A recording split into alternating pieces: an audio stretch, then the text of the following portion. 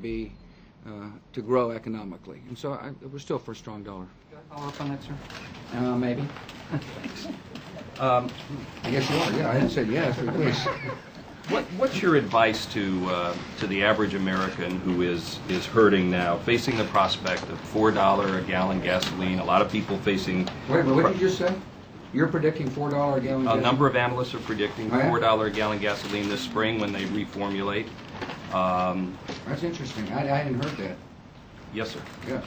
I know it's high now. And the other economic problems facing people beyond your concern that you stated here and your expectations for these stimulus checks, what kind of hope can you offer to people? Permanent tax, keep the tax cuts permanent, for starters. There's a lot of economic uncertainty. You just said that. You just said the price of gasoline may be up to $4 a gallon, or some expert told you that. And that creates a lot of uncertainty. If you're out there wondering whether or not, what your life is going to be like, and you're looking at $4 a gallon, that's uncertain. And when you couple that with the idea that their taxes may be going up in a couple of years, that's double uncertainty. And therefore, one way to deal with uncertainty is for Congress to make the tax cuts permanent. Secondly, it's people got to understand that our energy policies needs to be focused on a lot of things. One, renewables, which is fine, which I strongly support, as you know. Two, conservation. But we need to be finding more oil and gas at home if we're worried about becoming dependent on oil overseas. And this, I view it as a transitory period to new technologies that'll change the way we live. But we haven't built a refinery in a long time. We're expanding refineries, but we haven't built a refinery in a long time. I strongly suggested to the Congress that we build refineries on old military bases. But no, it didn't pass. But if you've got less supply of something, as demand continues to stay steady or grow, your price is going to go up. Secondly, on oil, the more oil we find at home, the better off we're going to be in terms of the short run. And yet our policy is, let us not explore robustly in places like ANWR.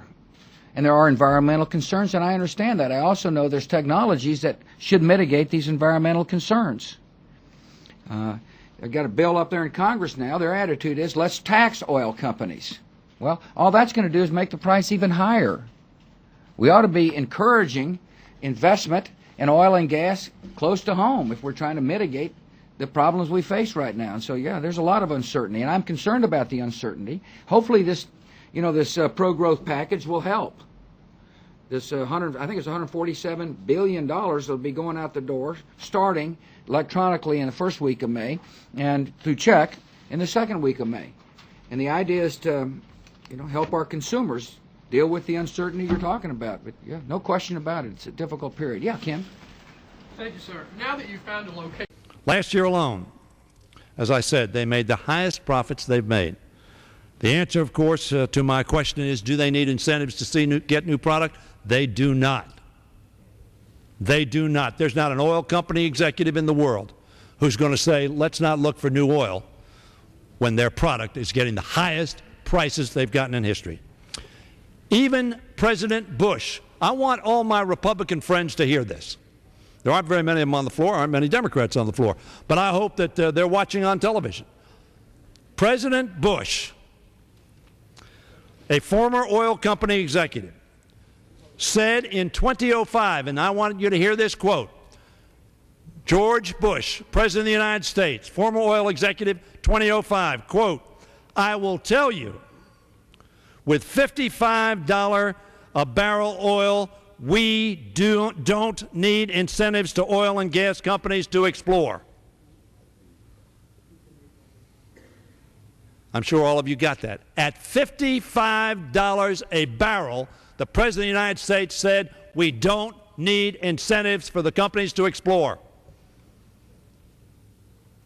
Prices now are almost 100% above that dollar figure, which the President of the United States said would obviate the need for incentives. With the price of a barrel of oil hovering around $100, do we really believe that this incentive is justified? The President of the United States said no. Hopefully, this Congress today will say no. This legislation is a thoughtful effort to set up. And each Olympic society will make its own decision as to how to deal with the athletes. Yeah, Mark. Mr. President, back to the oil price tax breaks that you were talking about a minute ago. Back when oil was $55 a barrel, you said those tax breaks were not needed. People had plenty of incentive to drill for oil. Now the price of oil is $100 a barrel, Yeah. and you're planning to threaten a plan that would shift those tax breaks to renewables. Why, sir? I talk about some of the breaks, and this generally is a tax increase, and it doesn't make any sense to do it right now. We need to be exploring for more oil and gas.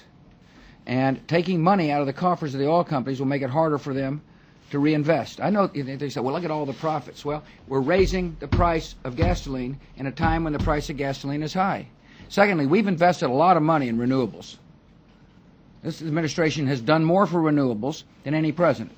Now, we got a problem with renewables, and that is the price of corn is beginning to affect, food, cost of food, and, it's hurting hog farmers and a lot of folks.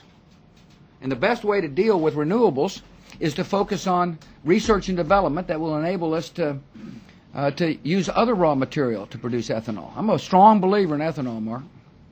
This administration's got a great record on it. But it is I believe research and development is what's going to make renewable fuels more effective. Again, I repeat, if you look at what's happened in corn out there, you're beginning to see the food issue and the energy issue collide. And so, to me, the best dollar spent is to continue to deal with cellulosic ethanol in order to deal with this bottleneck right now. And secondly, the tax. Yeah, I said that a while ago on certain aspects. But the way I analyze this bill is it's going to cost the consumers more money. And we need more oil and gas being explored for. We need more drilling. We need less dependence on foreign oil. And so, as I say, we're in a period of transition here in America from a time where we are oil and gas dependent to hopefully a time where we got electric automobiles and we're spending money to do that. A time when we're using more biofuels and we've taken huge investments in that. A time when we've got nuclear power plants and we're able to deal with the disposal in a way that brings confidence to the American people, so we're not dependent on natural gas to fire up a lot of our utilities. And a time when we can sequester coal. That's where we're headed for, but we've got to do something in the interim. Otherwise, we're going to be dealing, as the man said, with $4 gasoline. And so that's why I'm against that bill. I thank you. It's been a pleasure. Sir, Enjoyed being with you. Pardon me? You still think Hillary Clinton will be the nominee? I'm not talking about politics. You said that before, though. I'm trying to get me to be qualified to be punted. Commander-in-Chief. I appreciate you very much. Jackson, nice to see you. Thank you. Thank you. Glad to see you back.